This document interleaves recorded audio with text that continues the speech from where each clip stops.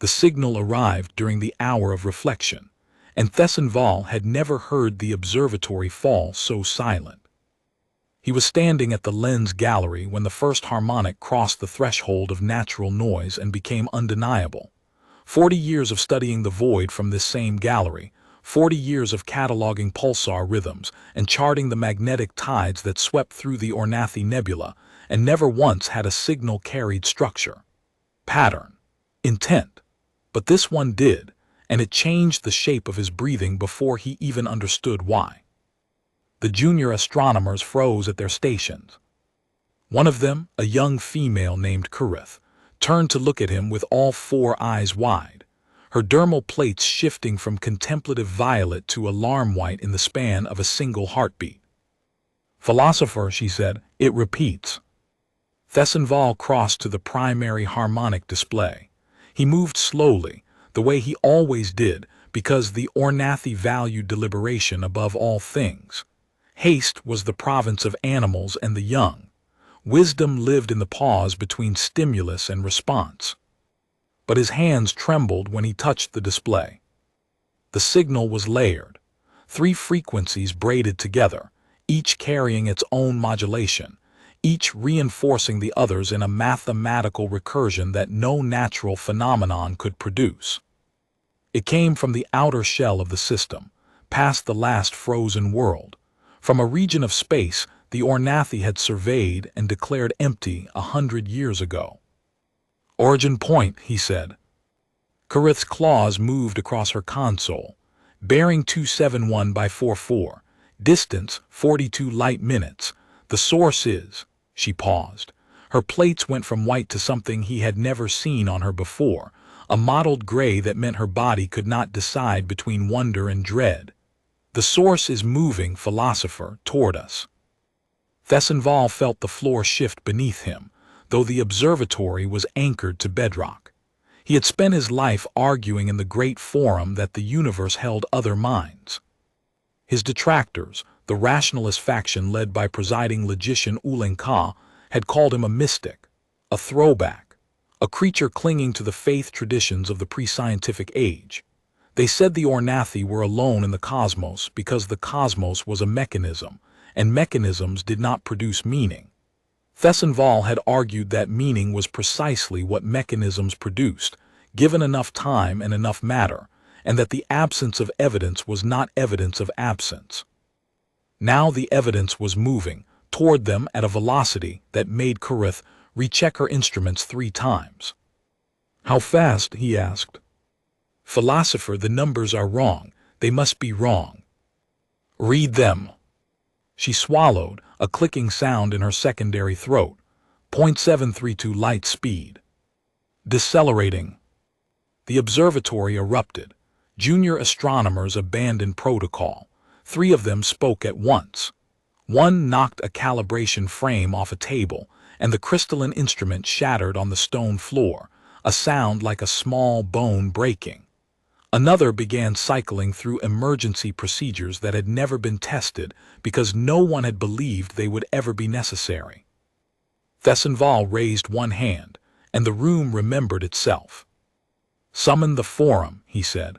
"All 12 presiding voices. Tell them the signal is artificial, it is inbound, and it is decelerating. Use those words exactly." Kurith transmitted the summons. Thessenval turned back to the lens gallery, to the great curved window that looked out upon the stars of the Orenathi home sky. The stars were the same ones he had memorized as a child, lying on the heated stones of his family's contemplation terrace, tracing the patterns his grandmother had taught him. She had believed, as the old tradition keepers did, that the stars were thoughts the universe had not finished thinking. The rationalists had stripped that belief away from public education 2 centuries ago. They called it superstition. Somewhere past the frozen outer worlds, past the belt of ancient ice, something was slowing down, coming to a stop, coming to visit. Thessenval thought of his grandmother. She had stood in this same gallery 80 years ago, when the observatory was new, and the harmonics of reflection were being formally unified into a single system. She had placed her hand on the first lens and said, "The universe does not owe us silence, Thesson. It owes us nothing. But if it speaks, you must be the one who listens, because the logicians will try to measure the words before they hear them." She had died before the rationalists consolidated power in the Forum, before Ulenka's faction declared the search for extraterrestrial intelligence a philosophical indulgence rather than a scientific priority. She had died still believing. And now, standing where she had once stood, Thesson could feel the weight of her vindication settling onto his shoulders like a mantle he had been waiting 40 years to wear. He allowed himself one moment of bewilderment, pure and clean, the feeling of a man who had spent his entire life building a door and now heard knocking on the other side. Then he folded the feeling away, because the Forum would need him steady, and the Orenathi would need him wise, and whatever was coming would not wait for him to finish being stunned. The Forum convened within the hour in the Hall of Reflection, a vast domed chamber at the center of the capital city of Orenathi. 12 presiding voices, each representing a pillar of Orenathi thought: science, philosophy, agriculture, architecture, medicine, harmonics, history, navigation, engineering, diplomacy, law, and art. They sat in a circle of carved stone beneath a ceiling that had been carved 9,000 years ago to depict the observable sky, each star a point of inlaid crystal that still caught the light of the chamber's bioluminescent panels. Ulenka, presiding logician, spoke first. His plates were the controlled blue of a mind that had already decided. "Philosopher Thesson brings us an anomaly. We do not know what it is. I propose we study it in silence until we do." He folded his long fingers together. "The Orenathi do not act on insufficient data." "The data is sufficient to act upon," Thesson replied. He stood at the petitioner's stone, the only figure standing in the circle. "The signal is artificial. The source is decelerating. It will reach our system's inner boundary in approximately 9 hours. If we wait for more data, the data will arrive at our doorstep." Murmuring, plates shifting, the presiding voice of history, an elder named Tessikone, whose plates had not changed from their permanent steel gray in a decade, spoke without raising his head. "In 11,000 years of recorded civilization, we have never detected an artificial signal from beyond our system. The odds of misidentification must be addressed."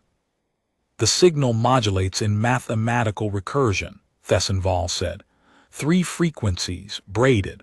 The probability of natural origin is functionally 0. "Functionally is not actually," Ulenka said.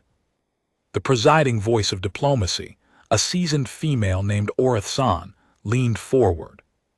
Her plates had settled into the careful amber of someone weighing costs. "What do you propose, philosopher?" "I propose we answer." The silence that followed was not the productive silence the Orenathi prized. It was the silence of 12 minds encountering a concept that had no precedent in 11,000 years of recorded civilization. "Answer," Ulenka repeated, as though the word were a specimen he was examining for defects. "Answer what? We do not know the language. We do not know the intent. We do not know if this is a vessel, a probe, or a weapon." "We know it is decelerating," Thesson said. "Weapons do not decelerate." "You cannot assert that." "I assert it as a philosopher. A weapon has no reason to slow down. A visitor does." The presiding voice of engineering, a stocky male named Vorthen, whose dermal plates were permanently stained by decades of chemical exposure, cleared his secondary throat. "Even if we chose to respond, we would need to construct a transmission array capable of targeting a point source at that distance and velocity. Our existing broadcast infrastructure is omnidirectional. It was built for weather data and navigation pulses, not directed communication." "How long to construct a directional array?" Orenathi asked. "At standard engineering pace, 14 months. "And at non-standard pace?" Vorthen's plates shifted uncomfortably. "If we repurpose the deep survey array at Mount Kithra, perhaps 3 hours.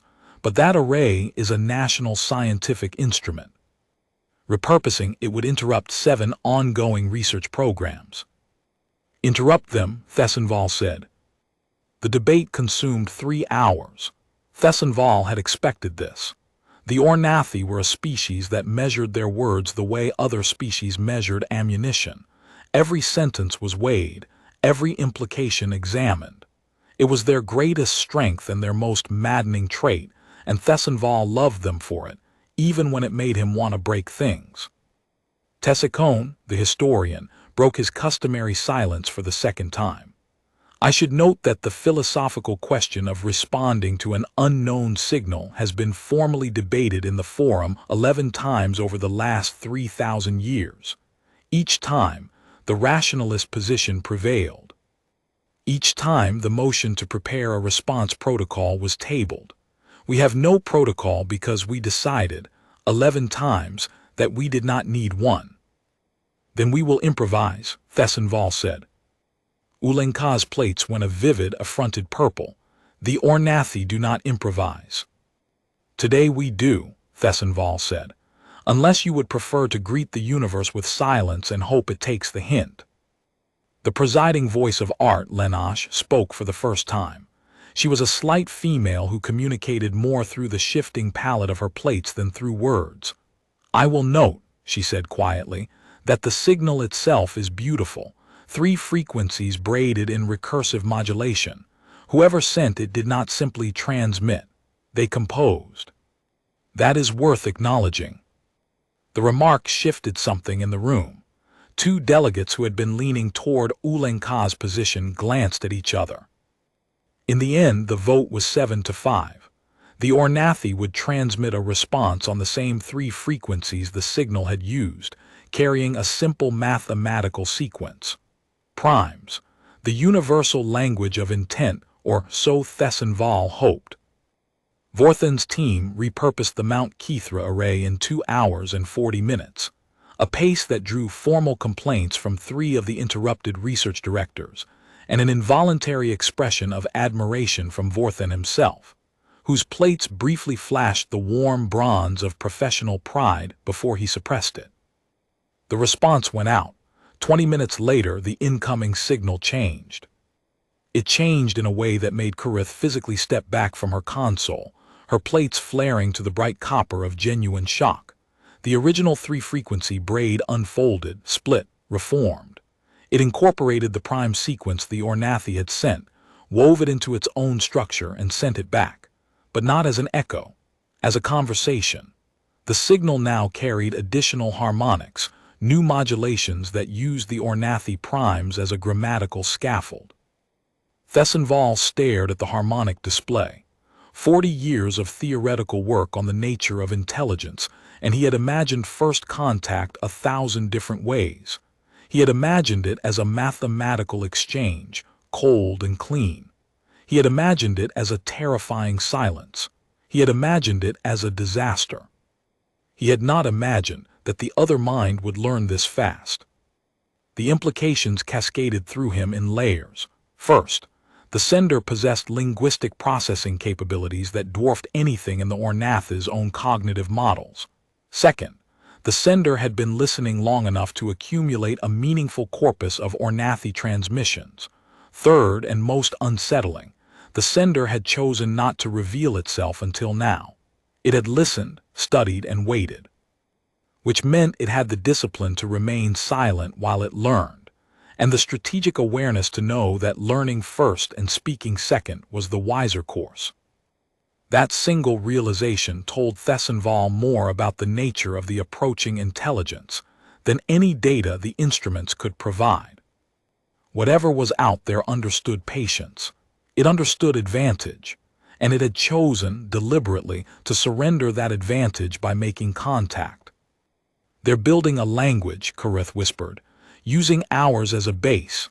There, philosopher, they incorporated our prime sequence in under 20 minutes. They had 42 light minutes of our original transmissions to study, Ulenka said from the forum feed, his voice carrying the forced calm of a man whose worldview was cracking. Our regular astronomical broadcasts, Navigation signals. They have been listening. Listening and comprehending, Thessenval said. That is not the same as merely receiving. The signal evolved. Over the next 2 hours it grew. What had been a mathematical handshake became something approaching syntax.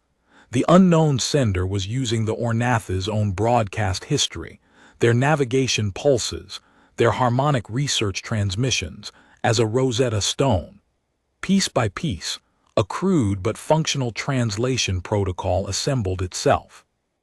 Karith narrated each development in real time, and Thessenval watched her plates shift through an emotional spectrum he had never seen compressed into such a short interval.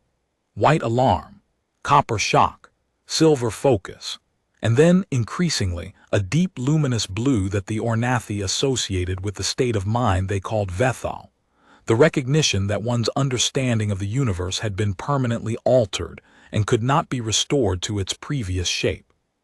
3 hours in, the sender began using Orenathi grammatical structures that had not been explicitly transmitted.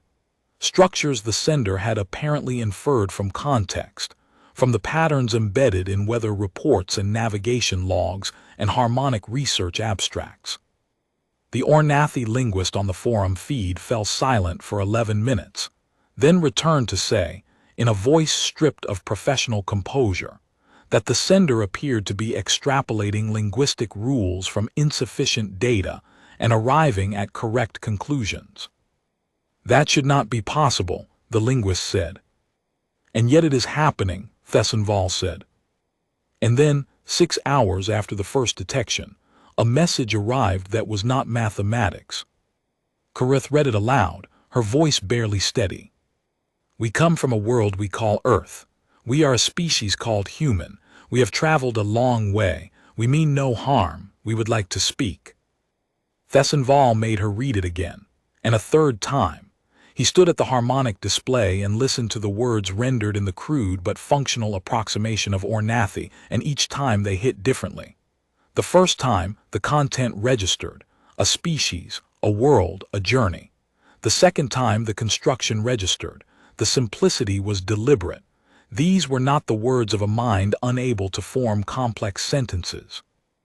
These were the words of a mind that understood the power of restraint in a first statement. The third time, the final sentence registered. We would like to speak. Not we demand audience. Not we announce our presence. We would like, they were asking permission. Something cold-blooded and analytical inside Thessenval noted that this was either genuine humility or masterful diplomacy, and that both possibilities pointed to a mind sophisticated enough to make the distinction. The forum reconvened. This time, the silence was not deliberative.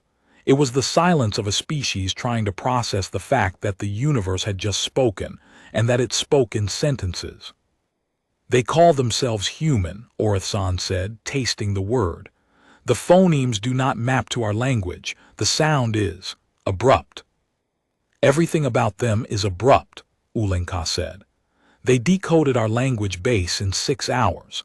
Our linguists required 200 years to reconstruct pre-Orenathi root languages from archaeological fragments. These are not archaeologists, Thessenval said. These are travelers. The skills required are different. The speed required is alarming. Thessenval turned to the forum. Alarming to whom? To those who believed we were alone, or to those who believed that if we were not alone, the other minds would be lesser. Orenathi's plates flushed a hot orange. You overreach, philosopher. I observe, logician, as I have always done. The Orenathi transmitted a reply. They invited the human vessel to approach the inner system under specific trajectory constraints. They named coordinates near the fourth orbital body, a gas giant the Orenathi called Rithan, a location far enough from the homeworld to be cautious and close enough to be genuine. The vessel complied.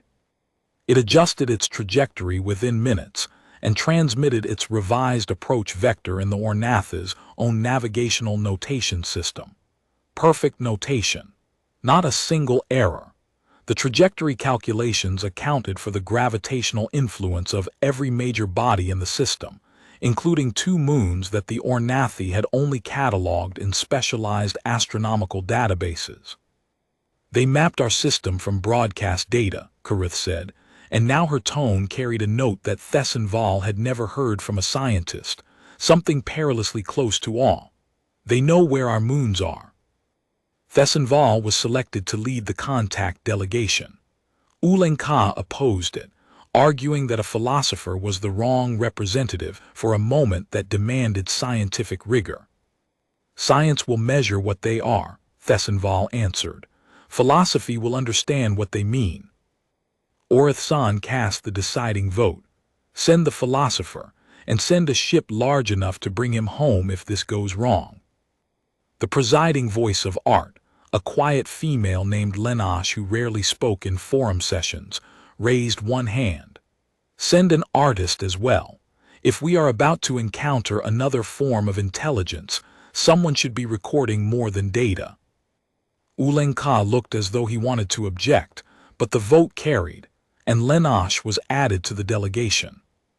The delegation departed within 2 hours, a speed of assembly that would have been considered indecent under normal circumstances. Normal circumstances, Thessenval reflected as he boarded the vessel, had ended approximately 10 hours ago and showed no signs of returning. They traveled aboard the Serenity of Thought, the largest Orenathi vessel ever constructed. It was a diplomatic craft, a floating extension of the Hall of Reflection itself, designed for contemplation and discussion. Its hull was smooth and organic, shaped like a seed pod, pale as bone. It carried no weapons.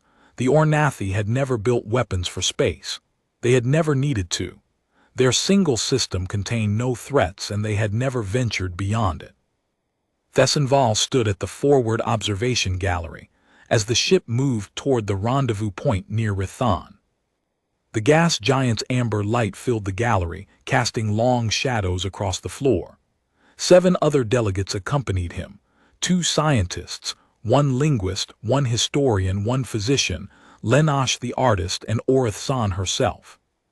"What do you expect to find, philosopher?" Orenathi asked. She stood beside him, her plates settled into the calm teal of readiness. "I expect to be bewildered," Thessenval said, "and I expect the bewilderment to be the most important thing I have ever experienced. Most would consider that a failure of preparation. Most have never prepared for the impossible." Lenash stood apart from them, her eyes on the viewport, her plates cycling through the pale silvers and golds of active perception. She was already recording, Thessenval realized.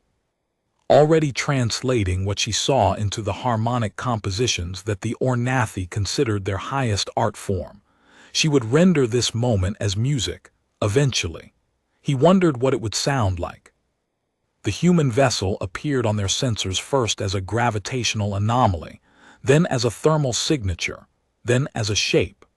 Karith, who had insisted on accompanying the delegation as sensor operator, narrated the readings in a voice that grew quieter with each new data point. Mass, approximately 400,000 metric units. Length, 900 meters. Composition, she paused. Philosopher, the whole composition includes alloys we have no names for, at least 6 metallic compounds that do not appear in our periodic models. Unknown elements, one of the scientists asked. Not unknown, engineered. These are not natural alloys. Someone built them. Someone designed metallic compounds that our chemistry has never theorized. The other scientist, a materials specialist named Drenvar, leaned over Karith's shoulder. His plates went from professional gray to a deep, vivid orange that Thessenval associated with paradigm shock. "The tensile properties implied by these molecular structures," Drenvar said slowly, "suggest a hull that could withstand pressures our strongest alloys would fail under by a factor of 3. "Why would anyone need a hull that strong?" the historian asked. "Perhaps their world required it," Thessenval said. "Perhaps their journey required it. Perhaps they simply build things to last." The shape resolved on the primary display and then through the viewport itself. The human vessel was nothing like the serenity of thought. Where the Orenathi ship was smooth and organic, the human vessel was angular, dense, layered. It looked like something that had been forged rather than grown, a thing of hard edges and deliberate surfaces. Armor plating covered its hull in overlapping segments, and every segment carried the marks of use: scoring, discoloration, micro-impacts, long streaks of ablative damage that spoke of passage through debris fields or worse. Antennae arrays jutted from its dorsal ridge like the spines of some deep-water predator. Turret housings lined its flanks, sealed but unmistakable. "Those are weapon mounts," Orenathi said quietly. "Sealed weapon mounts," Thessenval noted. "They have not opened them." "The fact that they exist at all is the relevant datum, philosopher. The fact that they are sealed is the more relevant one." Lenosh moved closer to the viewport. Her plates were cycling through colors so rapidly that the physician glanced at her with concern, but Thessenval recognized the pattern. It was the aesthetic response, the Orenathi equivalent of a human gasp of recognition at a gallery. She was seeing beauty, though of a kind entirely foreign to Orenathi sensibility. "It is ugly," Lenosh said, "and it is honest. Nothing about that hull is decorative. Every surface serves a function. I have never seen a vessel that was so completely itself."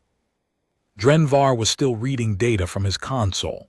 "Philosopher, the hull shows evidence of micrometeorite impacts consistent with sustained exposure to interstellar debris. Based on the impact density and weathering patterns, this vessel has been traveling through open space for," he paused, recalculated, "a minimum of 40 years. "They crossed interstellar space," Thessenval said, "in a ship designed to survive the journey through brute durability. Not just survive, function. The hull damage patterns suggest active use of the vessel during transit. They did not hibernate, they did not drift. They lived aboard this ship for decades, and they maintained it and they flew it, and they were awake for all of it." The physician's plates went pale. 40 years of waking consciousness in a sealed environment, the psychological strain alone, "is apparently normal for them," Thessenval said. He was beginning to form a picture of the species that had sent that signal, and the picture was more unsettling with every new detail. Dense, durable, warm-blooded, fast-thinking, and patient enough when they chose to be, to spend 40 years inside a metal hull crossing the empty space between stars without losing their minds. The two vessels came to rest relative to each other, separated by a distance of 2 kilometers, in the amber light of Rethan. The gas giant loomed behind them, its storms swirling in vast ochre bands, indifferent to the moment unfolding in its shadow. A transmission arrived. Not mathematics, not navigation syntax, a voice. It spoke Orenathi.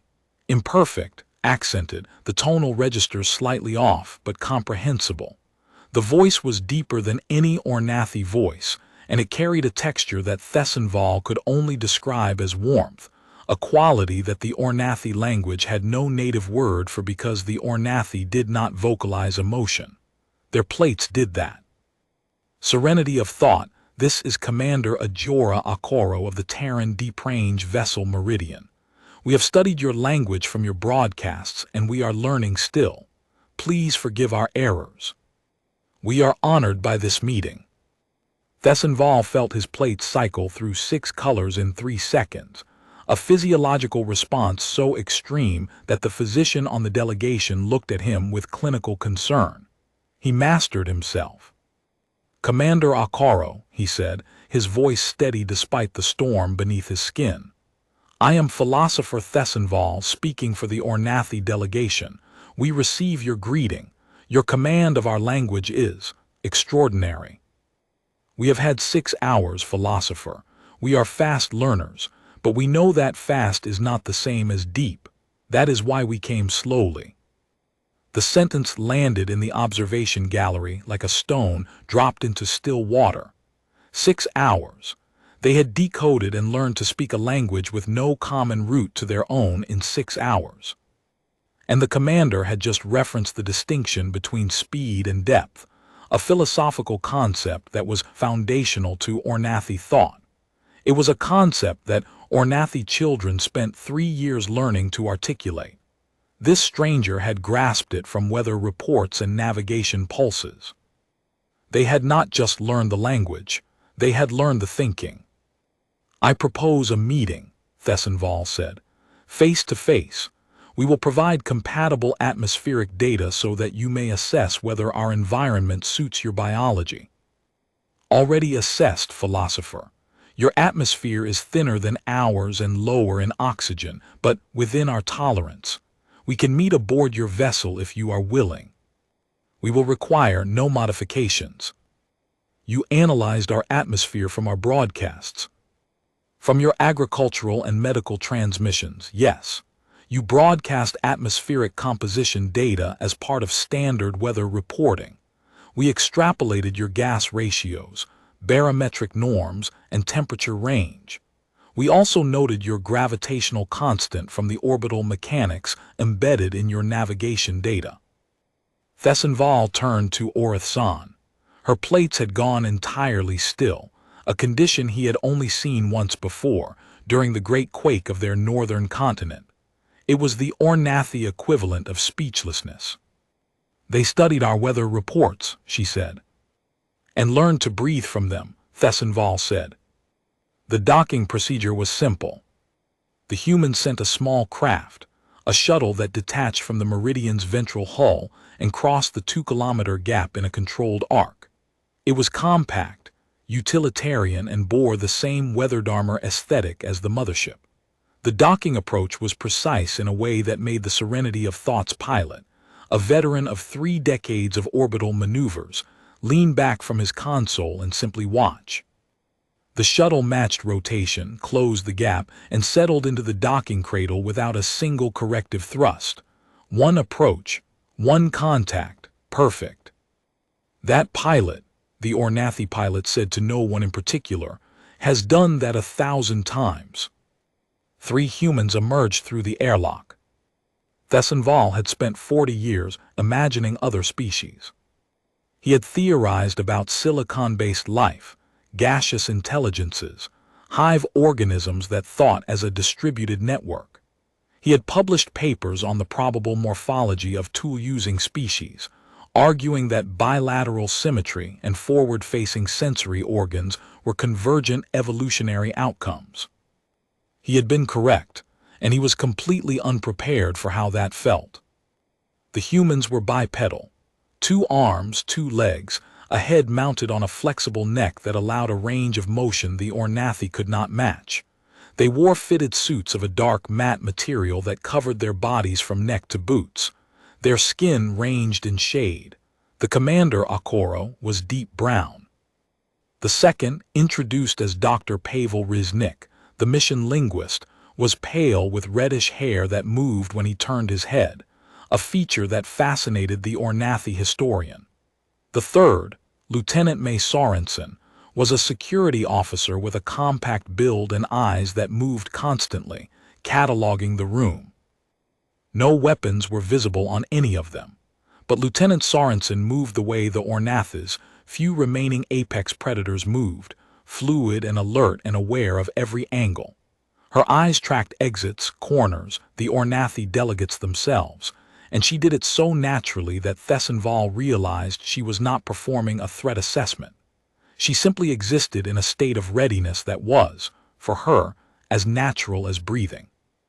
Her musculature was visible even through her suit, compact and dense, and she positioned herself slightly behind and to the right of the commander without appearing to choose the position consciously. Predator placement, Thessenval thought. She is guarding the commander's blind side. "Philosopher Thessenval," Commander Okoro said, stepping forward. She was tall by any standard, and her voice carried the same warm texture that the transmission had. "Thank you for opening your ship to us." She extended her hand. Thessenval did not know what the gesture meant, but he recognized it as an offering of some kind. A greeting, a bridge, an act of vulnerability, even because extending one's hand toward a stranger meant placing soft tissue within reach of an unknown response. He extended his own hand, longer and thinner, with 4 fingers and a double-jointed thumb. Their hands did not clasp in the same way, but they touched, and the contact lasted 3 seconds, and in those 3 seconds Thessenval felt the heat of her skin through his sensory pads and understood something that no theoretical paper had ever prepared him for. They were warm, not in the metaphorical sense, though that too. Their bodies generated heat that he could feel through direct contact, a baseline temperature significantly higher than the Orenathi average. They were endothermic furnaces wrapped in soft skin, and the energy that radiated from that single handshake was startling. His sensory pads, which could detect temperature variations of a fraction of a degree, registered her skin at nearly 12 degrees above his own normal. "You are very warm," he said, and immediately regretted the banality of it. Okoro smiled. He did not know what the expression meant yet, but her face changed, the muscles around her mouth and eyes shifting in coordinated movement, and the effect was unexpectedly communicative. More information was conveyed in that single facial configuration than an Orenathi could express in a full sentence. "We are," she said. "Our world is closer to our star than yours is to yours. We evolved in heat." "In heat and in gravity," Dr. Riznik added, stepping forward. "Your world is 0.71 standard gravity by our measurement. Earth is 1.0. We are heavier than you relative to our size." Thessenval had already noticed this. The humans moved with a careful restraint as though they were consciously moderating their movements. Okoro's footsteps were measured and light, but when she had shifted her weight during the handshake, Thessenval had felt the mass behind the motion. These were dense creatures, compact, heavy-boned, built by a world that pulled harder than his did. The delegation moved to the Hall of Greeting, a chamber aboard the Serenity of Thought designed for diplomatic exchange. A circular table, low by human standards, surrounded by cushioned platforms. The Orenathi sat. The humans, after a brief assessment, chose to kneel on the platforms rather than sit cross-legged, a compromise that brought them to roughly equal eye level. Thessenval noted that Sorensen positioned herself where she could see both the main entrance and the secondary access corridor. She had identified the secondary corridor in less than 4 seconds. "We have many questions," Thessenval said. "I imagine you do as well." "We do," Okoro said, "but we believe the host speaks first. It is a custom on Earth. The guest waits." Orenath's plates flickered with surprise. "You have diplomatic protocols." "Hundreds," Okoro said. "We have not always agreed on them. Our world has many cultures, many languages, many traditions of greeting and hospitality. Dr. Riznik alone speaks 9 of our languages." 9 languages, for one individual. Thessenval glanced at the Orenathi linguist, who had mastered 3 Orenathi dialects over a lifetime and was considered a prodigy. The linguist's plates had gone the flat gray of someone reassessing their entire career. "Your species is not unified?" Orenathi asked. Okoro paused. Thessenval watched her face, fascinated by its expressiveness. Every thought that crossed her mind left a physical trace.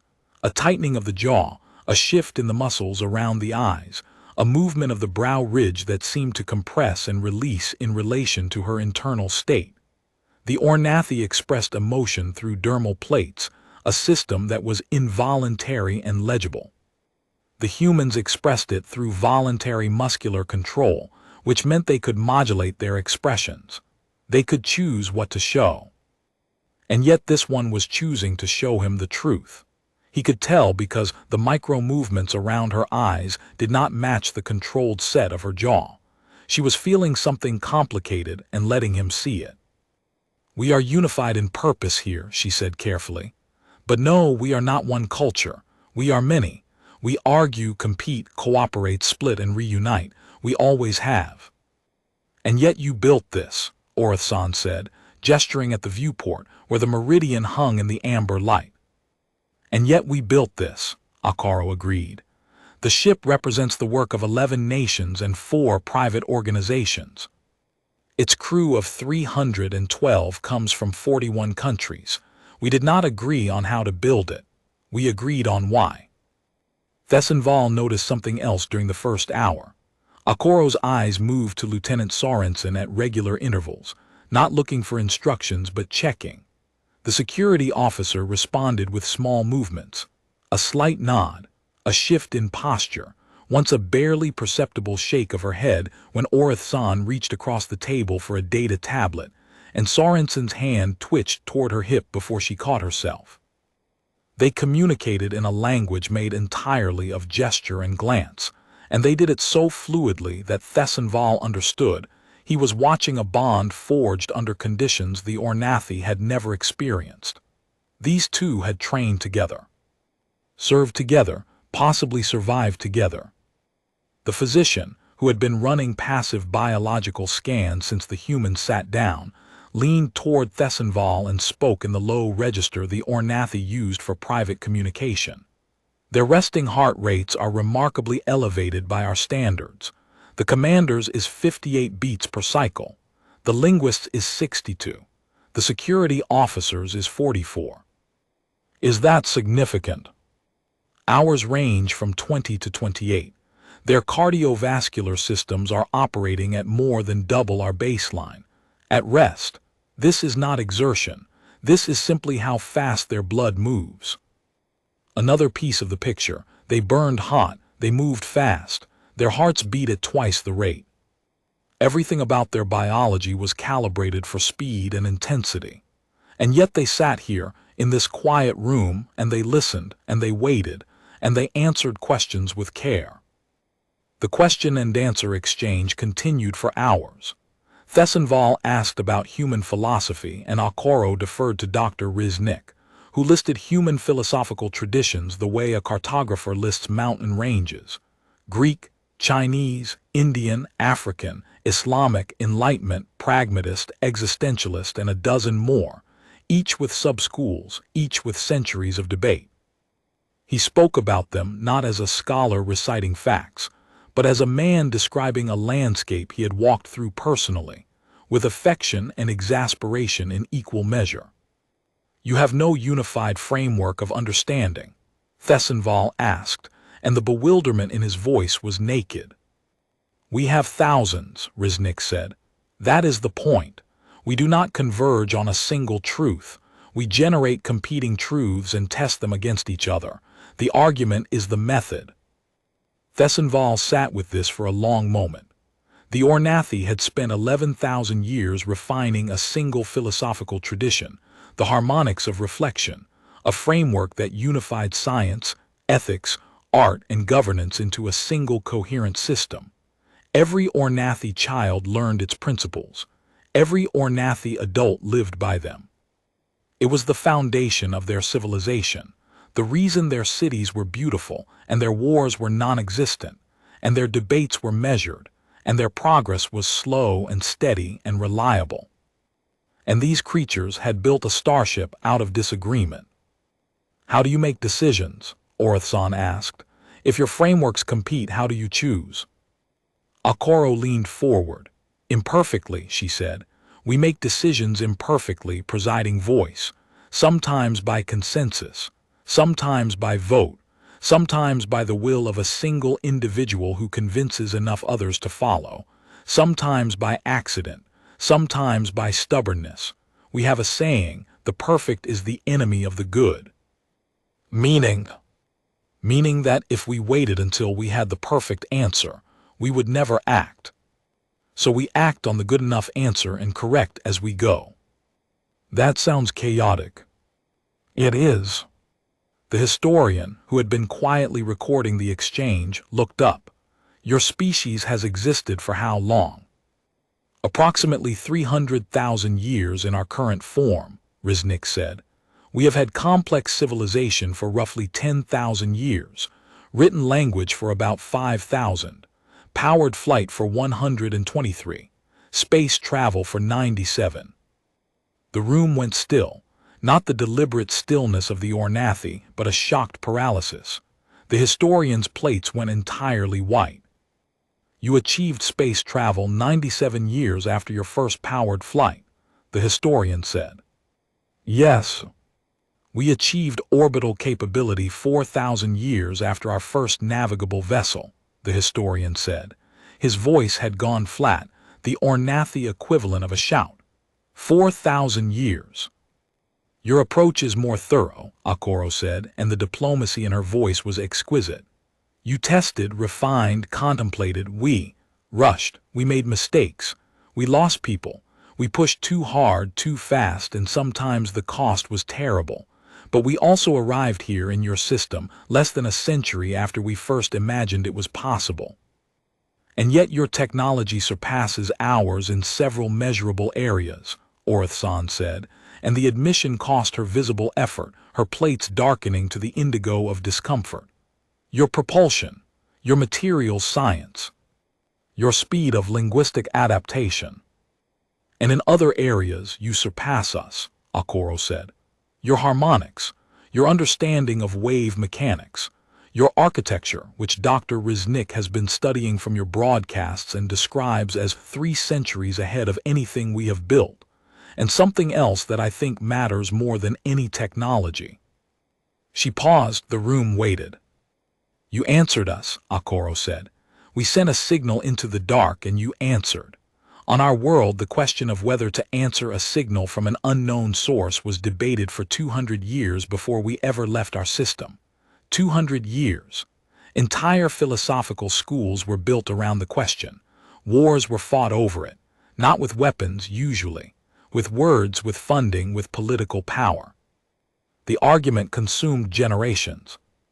What was the argument? Thessenval asked.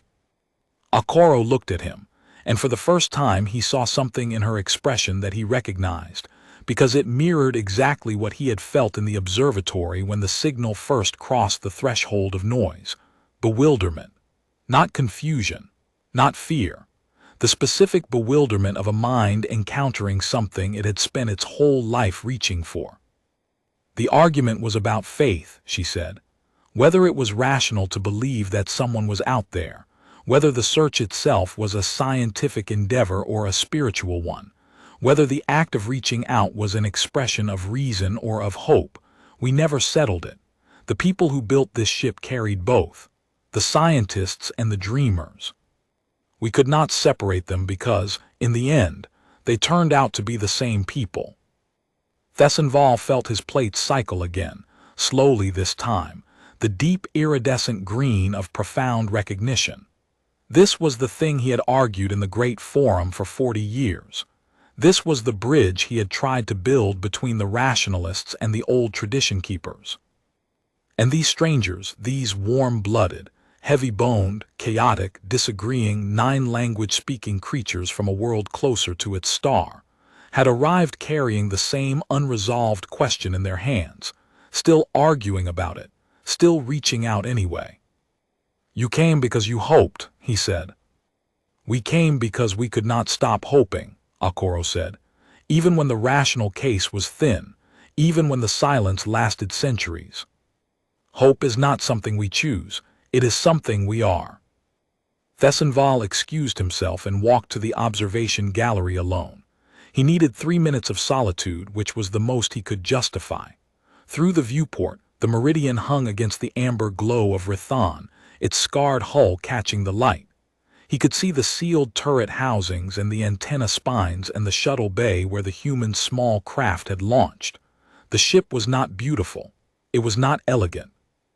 It was not the product of a civilization that valued contemplation or harmony or aesthetic coherence.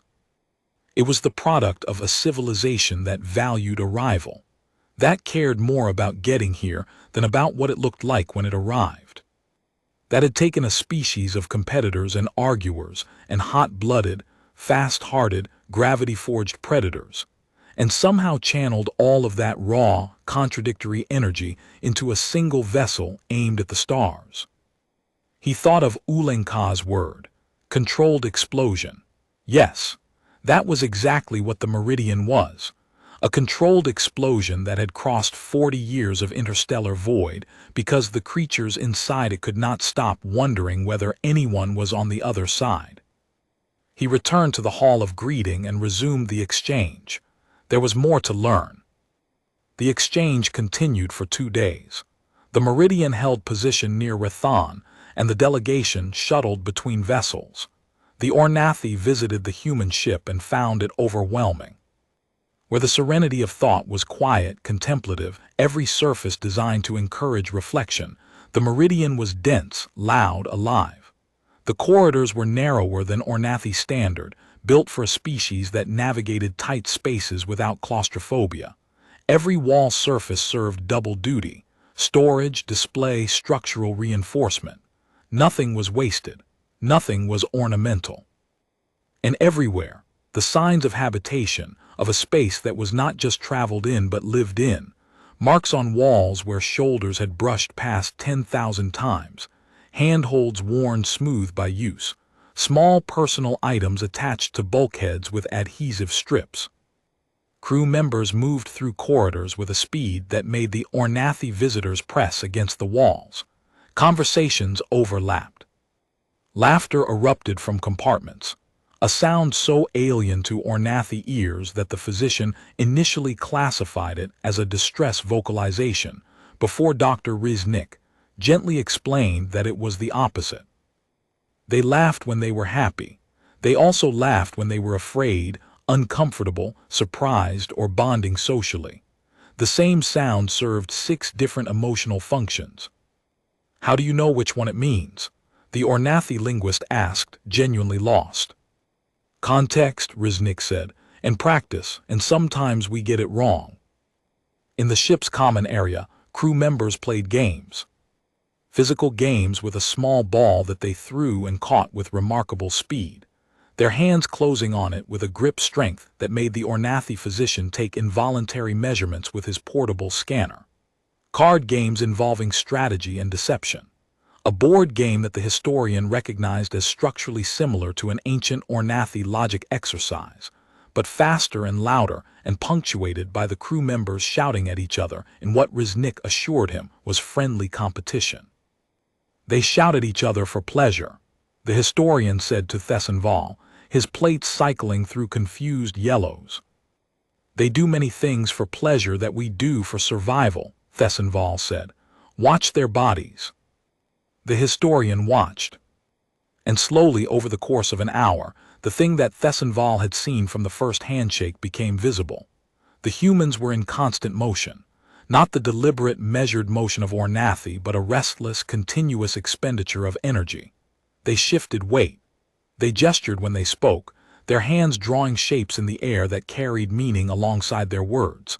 They touched each other casually, a hand on a shoulder, a bump of elbows, a brief clasp of fingers. They ate while they worked, drank while they talked, moved while they thought. They were never still. This was not nervousness, this was baseline. These creatures burned energy the way a star burned hydrogen, constantly and without deliberation, and the excess radiated outward as motion, speech, expression, touch. They were, Thessenval realized, a species that processed the world through action rather than through contemplation.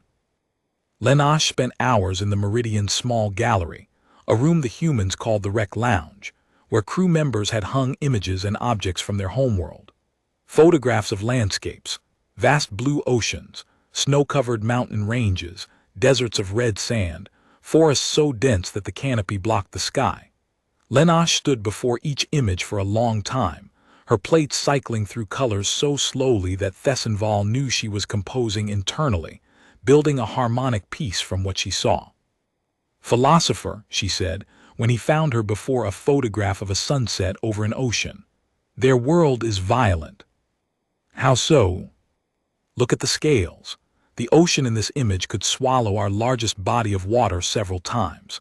The mountain ranges show tectonic activity orders of magnitude greater than anything on our world. The atmospheric variation, the storms, the temperature extremes implied by the presence of both polar ice and equatorial desert on the same world."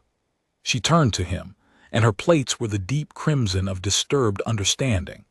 They evolved on a world that was trying to kill them. Not in some abstract selective pressure sense. Actively. Volcanoes, earthquakes, predators, disease, ice ages. Their world is a crucible, philosopher. And they survived it. They did more than survive it, Thessenval said. They loved it. Look at the photographs. These are not scientific records. These are expressions of attachment. They put images of the world that tried to kill them on their walls because they miss it. Lenoche was silent for a moment. Then, that may be the most bewildering thing I have encountered on this ship. And yet they also wrote poetry. Dr. Riznik showed him samples of human literature during one of their extended conversations. Thessenval read them slowly, the translation protocol handling the language but not the resonance. He found himself returning to one piece repeatedly, a short verse about looking at stars, and knowing that the looking was itself the meaning. Who wrote this? He asked. A woman who lived on our world 400 years ago, Riznik said. She never left her house much. She watched the world from her window and wrote about what she saw. She never traveled. Almost never, but her mind traveled everywhere. Thessenval held the translated verse in his hands and felt the bewilderment return, deeper now, textured with something he could not name. These creatures who could not sit still had produced a mind that sat still and saw everything. A species of motion had generated stillness. A species of argument had built a starship. A species of chaos had learned his language in 6 hours and then asked permission to enter his ship as guests. Every assumption he had made about what intelligence would look like was wrong.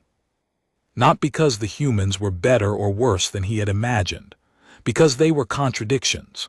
Walking, breathing, laughing contradictions who had turned their own internal conflicts into fuel. On the evening of the first day, after the formal exchange had concluded and the humans had returned to the Meridian, Thessenval sat alone in his quarters aboard the Serenity of Thought and attempted to write. He had kept a philosophical journal for 34 years. Every entry was structured according to the harmonics of reflection, observation, analysis, synthesis, integration. He opened the journal. He wrote the date. He wrote the word observation. And then he sat for 20 minutes, his stylus motionless, because no framework he possessed could contain what he had witnessed. The harmonics of reflection assumed that all phenomena could be understood through patient, iterative analysis. Break the phenomenon into components. Study each component. Reassemble the understanding. It was a system that had served the Orenathi for 11,000 years. But the humans were not a phenomenon that could be broken into components. They were the components. Every trait that should have been a weakness was also a strength. Their lack of unity produced diversity, which produced adaptability. Their emotional volatility produced creativity. Their physical aggression produced endurance. Their impatience produced speed. They were a species that had turned every liability into an asset, not through wisdom or design, but through sheer, relentless, ungovernable momentum. He closed the journal. He would need a new framework. Or perhaps, for the first time in his career, he would need to proceed without one. On the second day, the forum demanded a report.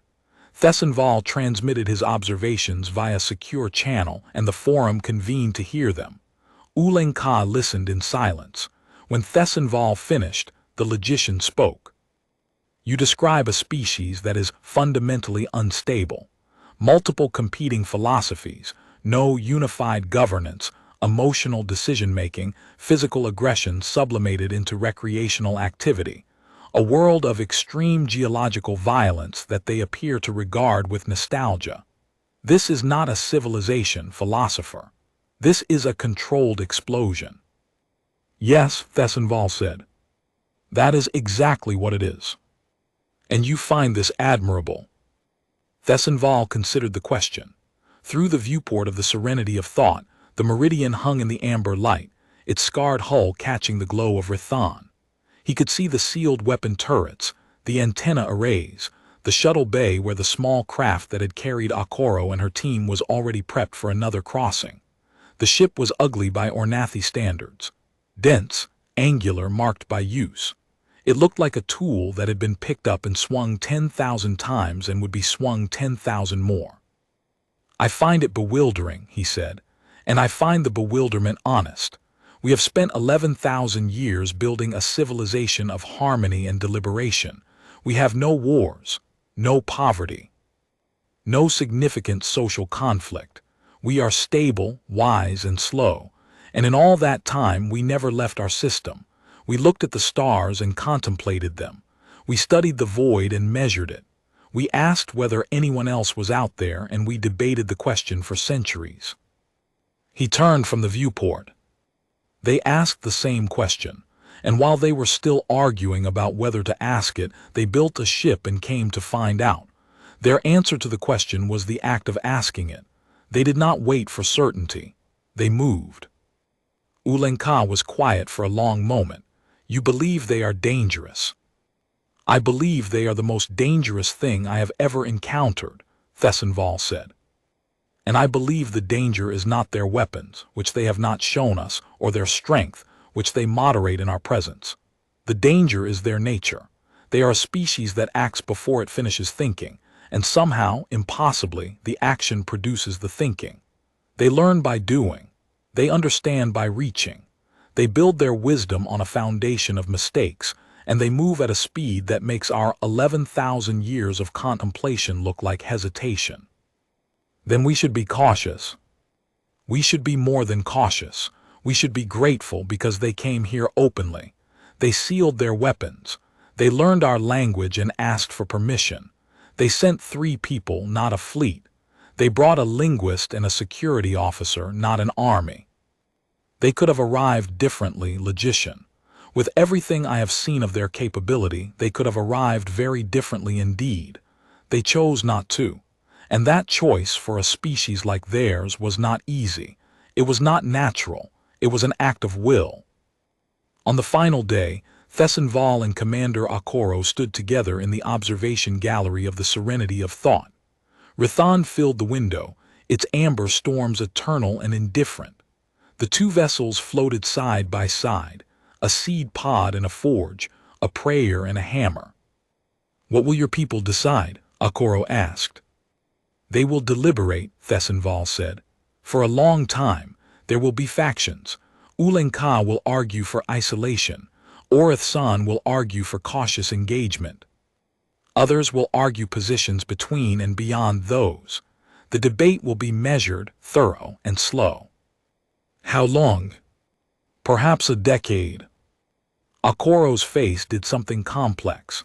The muscles shifted through several configurations that Thessenval was beginning to learn to read. He saw patience mastering impatience, respect contending with urgency, and underneath it all, a kind of rueful acceptance. A decade is a long time for my species, philosopher. We are not patient by nature. I know, Thessenval said. I have watched you for 2 days. You are not patient by nature, but you came here slowly. You sealed your weapons. You waited for our answer. You learned our language before you spoke it. You are not patient by nature, Commander, but you chose patience. And I think that choice cost you more than it would cost us, because for the Orenathi, patience is easy. It is who we are. For you it was a decision, an effort, an act of will. It was, she said simply. Then I will tell the Forum what I have seen. Not a threat, not an anomaly, a species for whom every act of restraint is a choice made against their own nature. A species that builds bridges out of arguments and starships out of stubbornness. A species that arrived at our door carrying both the question and the answer, still arguing about which was which. Okoro was quiet. Then she said, we had a philosopher on Earth who said that the most important step a person can take is the next one, not the first, the next. Meaning what? Meaning we have taken our first step, coming here. Learning your language, shaking your hand. What matters now is what we do next, both of us. Thessenval looked at her. His plates settled into a color he had never worn before, a shade that the Orenathi language had no word for because No Orenathi had ever felt the specific combination of emotions it represented: awe and bewilderment and gratitude, and the terrifying, exhilarating recognition that the universe was larger and stranger, and more alive than even he had dared to argue. "We will take the next step," he said, slowly. "And we will wait," Akaro said, impatiently. The human delegation departed the following morning. The Meridian's engines lit, a blue-white flare that was visible from the surface of the Orenathi homeworld, and the ship accelerated outward, back toward the edge of the system, back toward the long dark between stars. It left behind a communication relay, a small device that would maintain a translation-capable channel between the two species across the distance. The relay was the size of an Orenathi fist, and when Kurith examined it, she found that it contained processing architecture more advanced than anything in the Orenathi observatory. They had left a gift, a small one by their standards. It redefined an entire field of Orenathi engineering. Thessenval returned to the forum and gave his report. It lasted 6 hours. He described everything he had witnessed: the speed of adaptation, the physical density, the emotional expressiveness, the laughter, the poetry, the sealed weapons, the restlessness, the warmth of their skin, the way they moved and argued and built, the photographs of a violent world hung on the walls with something that could only be called love. When he finished, Orenathi spoke. "Your recommendation, philosopher." Thessenval stood at the petitioner's stone and looked at the 12 presiding voices, at the species he loved, at the civilization of harmony and deliberation that had kept its people safe and thoughtful, and still for 11,000 years. "My recommendation is bewilderment," he said. "I recommend that we allow ourselves to be bewildered, not frightened, not cautious. Bewildered, because what I have seen does not fit our frameworks. It does not fit our categories. It does not fit our understanding of what intelligence is, or what civilization means, or what progress looks like. And the first step toward understanding something new is admitting that our current tools are insufficient." "That is not a recommendation," Orenathi said. "That is an admission of ignorance." "Yes," Thessenval said, "it is, and I believe it is the wisest thing I have ever said." The forum debated.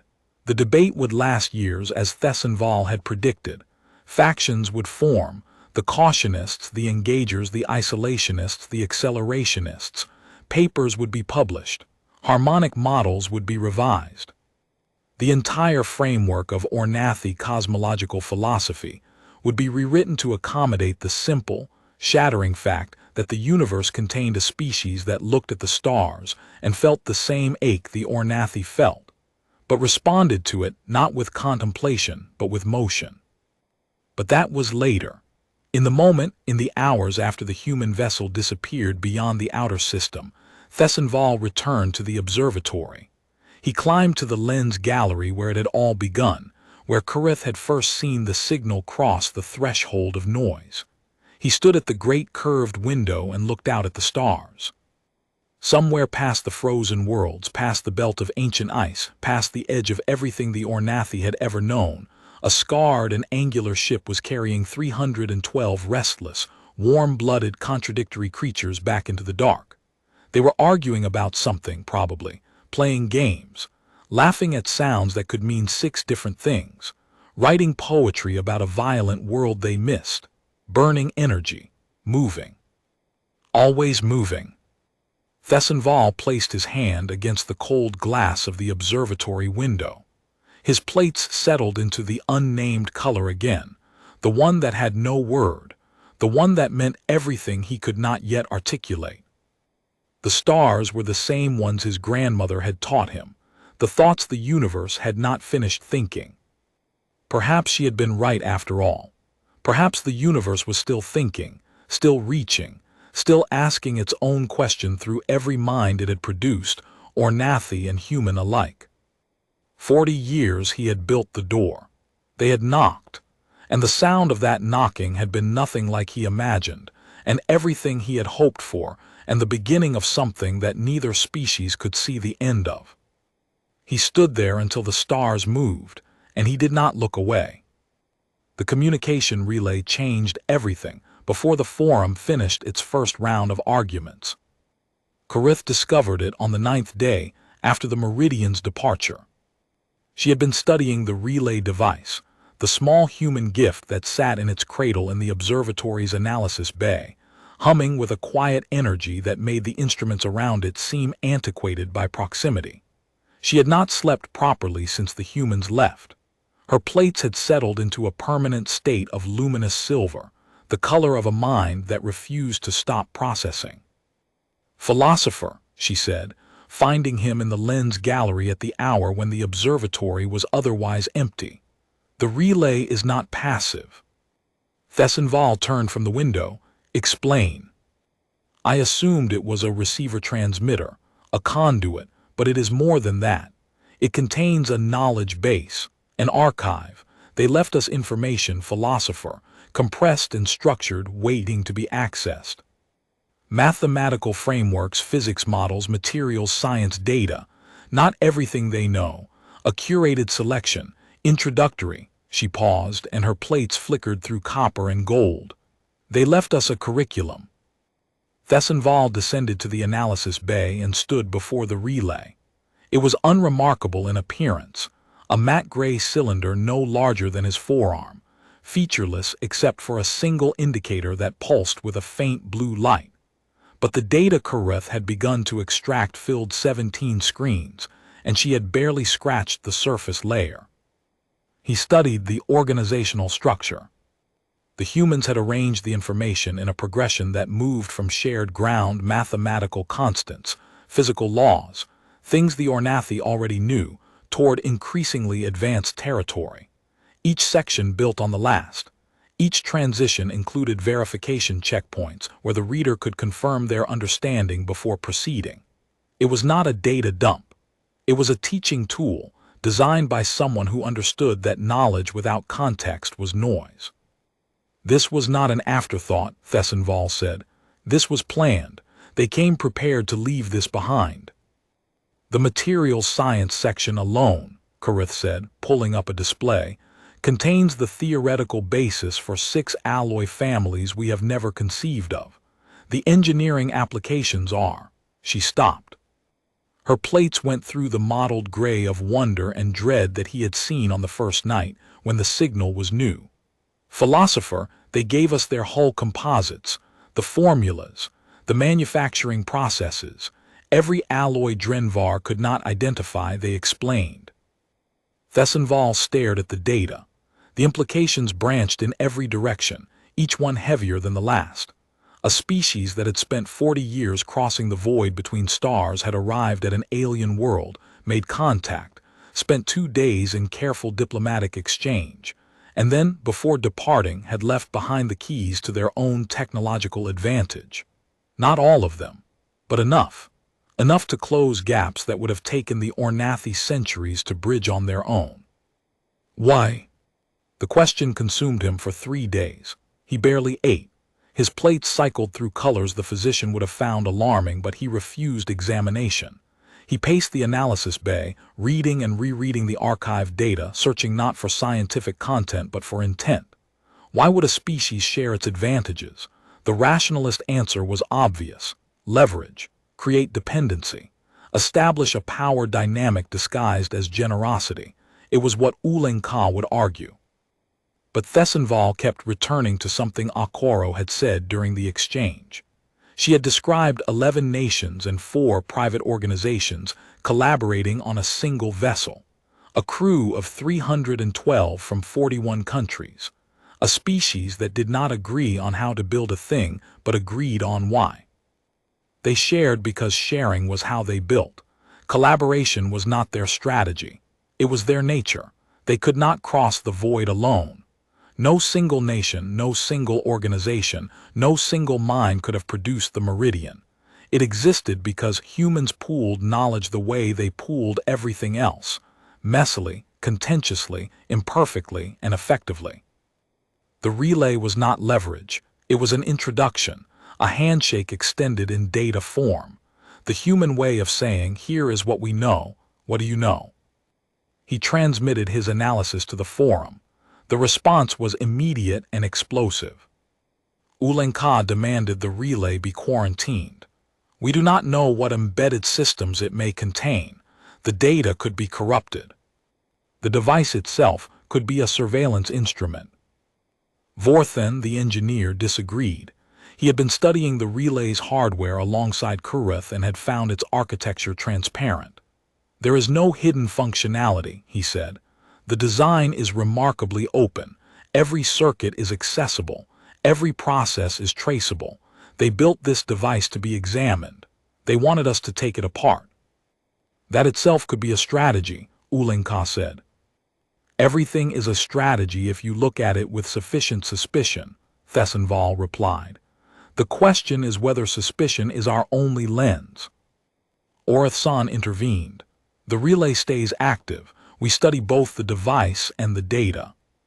But we share nothing in return until the forum reaches consensus on the terms of engagement."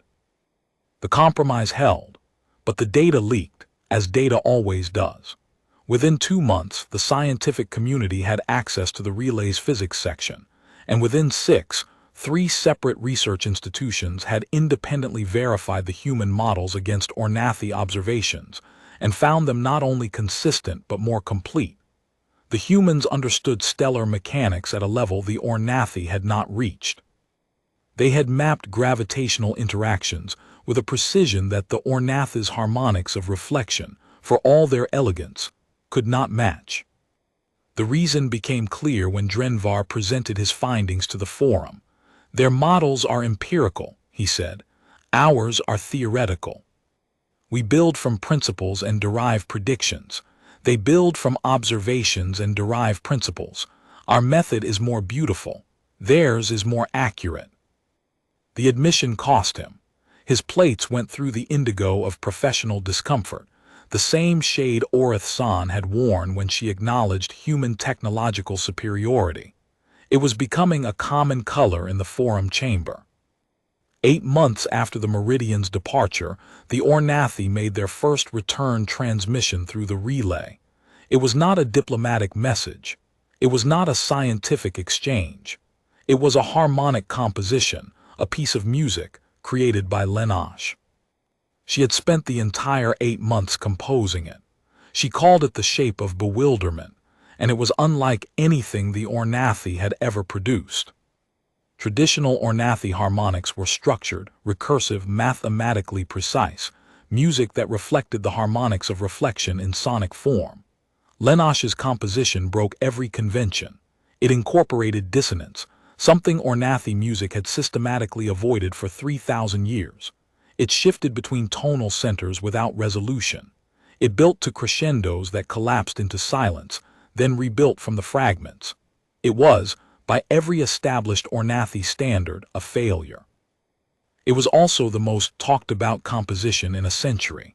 The Orenathi who heard it could not stop discussing it, could not stop listening, could not stop arguing about whether it was brilliant or broken.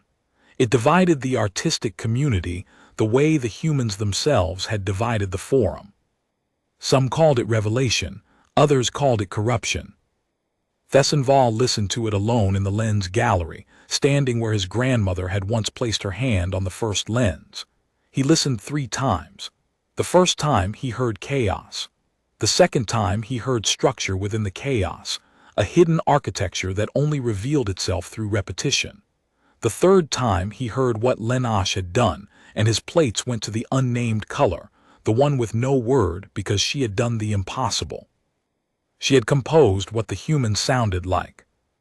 Not their voices, not their language, their nature. The restlessness, the contradiction, the laughter that meant 6 things, the poetry written by a woman who never left her house, the sealed weapon turrets, the warmth of their skin, the way they played games while crossing the void between stars.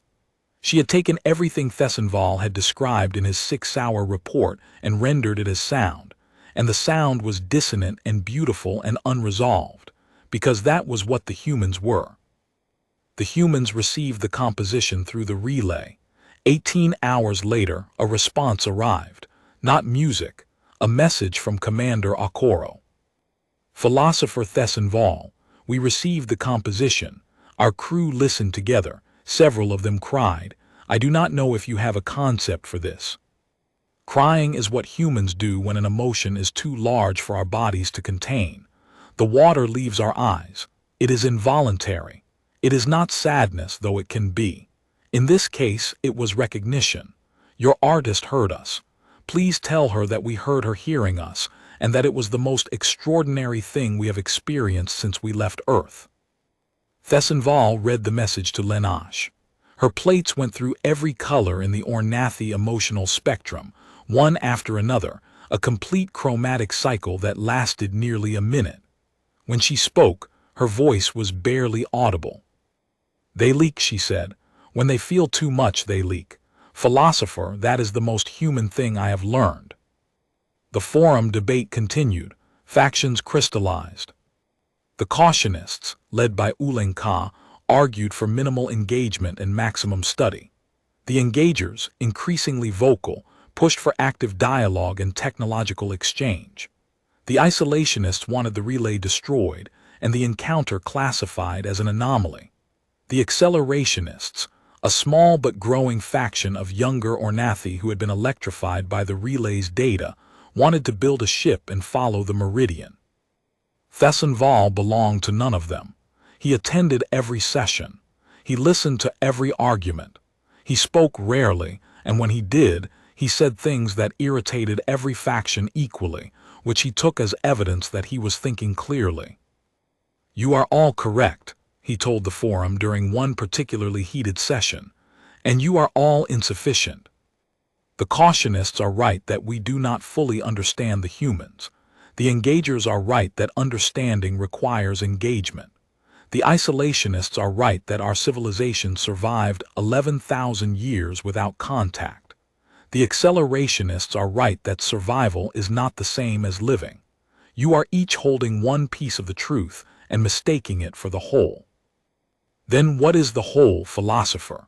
Orenathi asked. His plates the controlled blue of a mind that had already decided, the same blue he had worn since the first night in the forum, the same blue that Thessenval had come to recognize as the color of a man afraid to change. The whole is bewilderment, Thessenval said.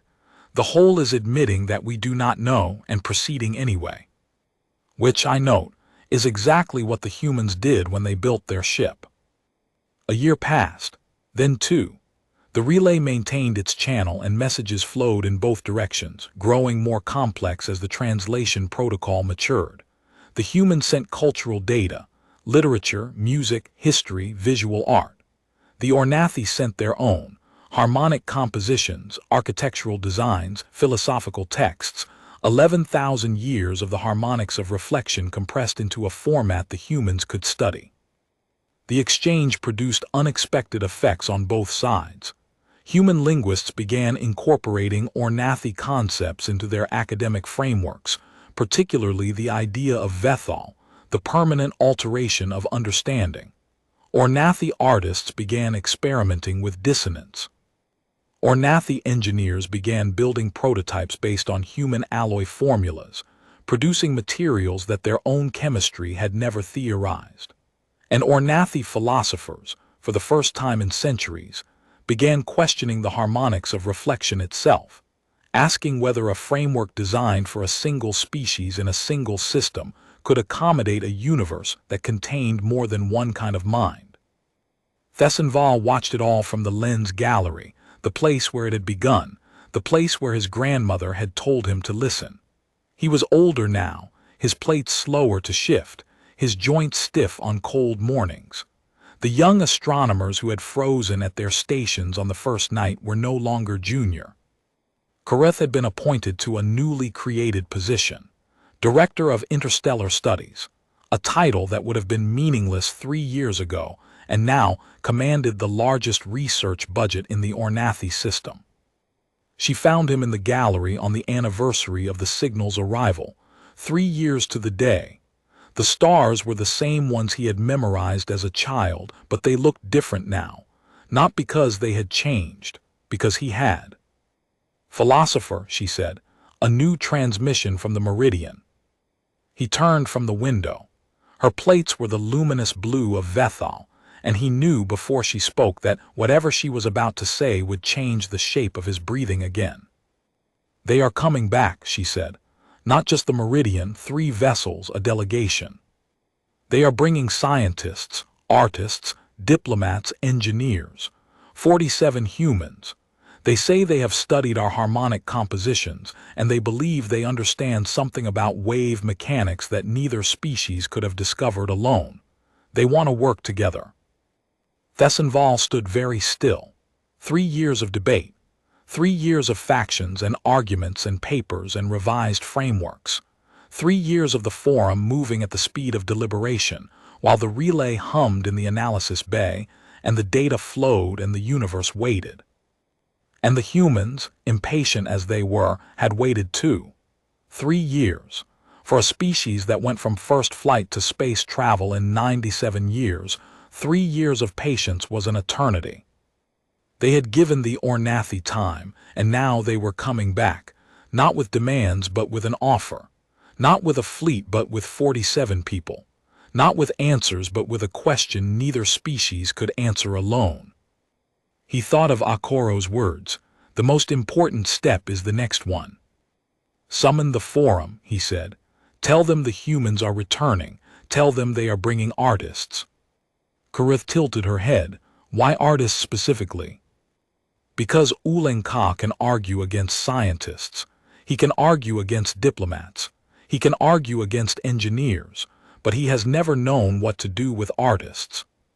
And the humans know that, because they studied our broadcasts, and they learned our thinking, and they understood that the presiding voice of art was the one who shifted the first vote."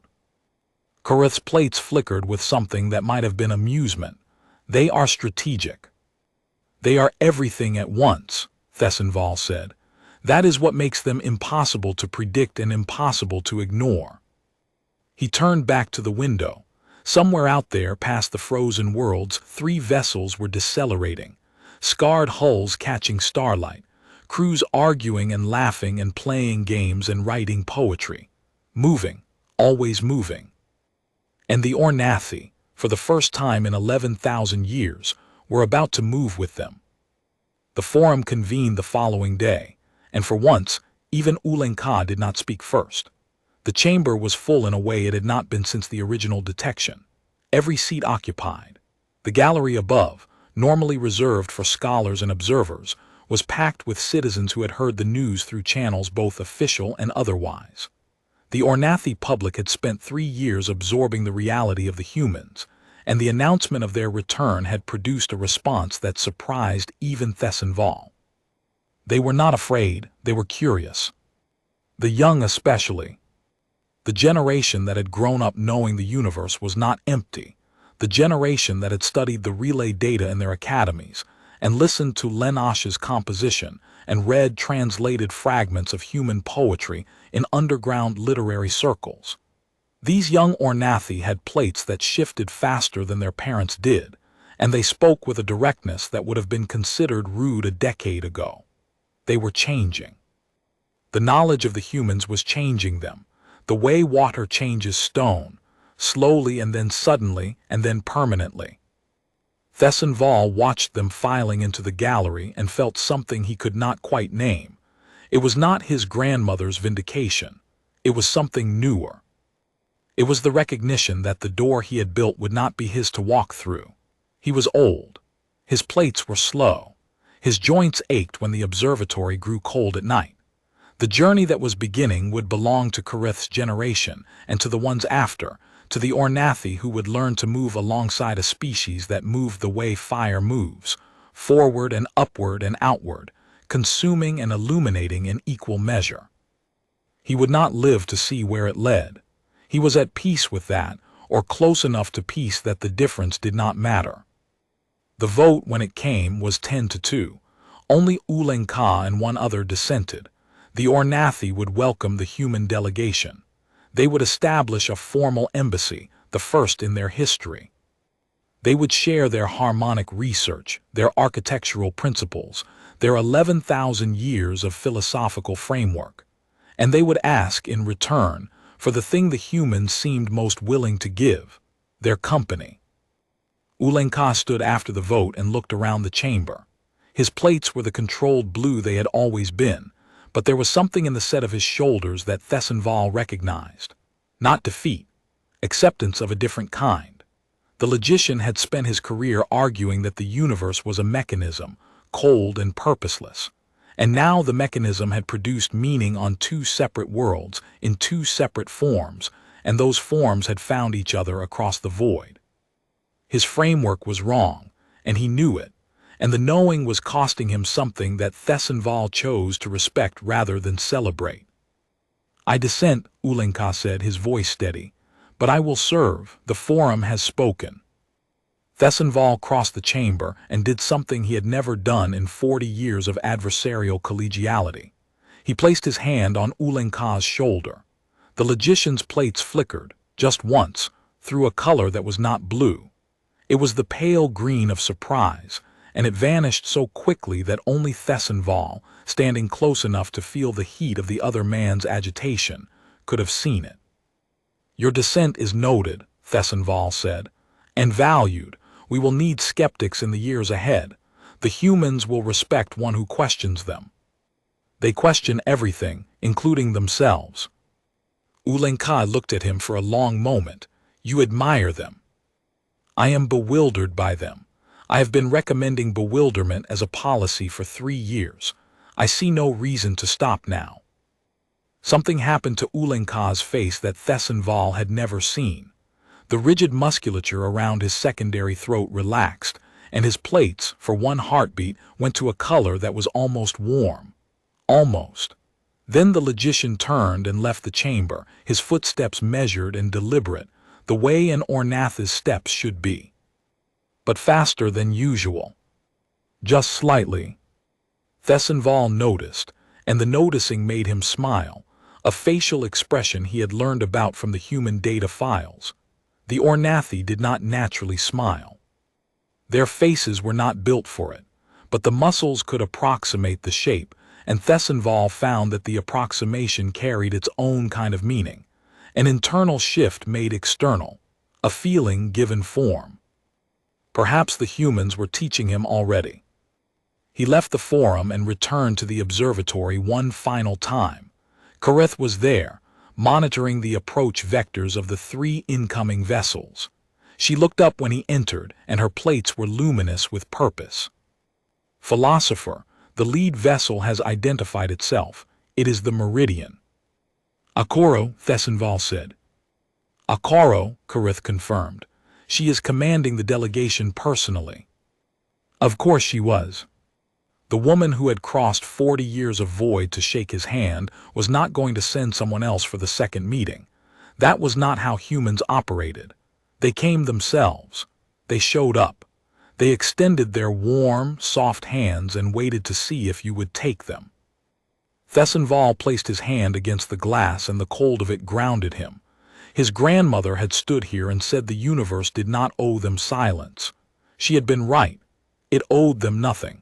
But it had given them everything, a signal, a species, a question, and the terrifying, magnificent necessity of answering it.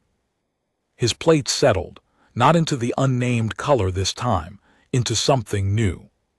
Something that felt like the beginning of a word his language had not yet invented but would need to, soon, because the universe was still thinking its thoughts, and the Orenathi were no longer the only ones listening. The stars moved. He watched them go, and for the first time in his life he wanted to follow.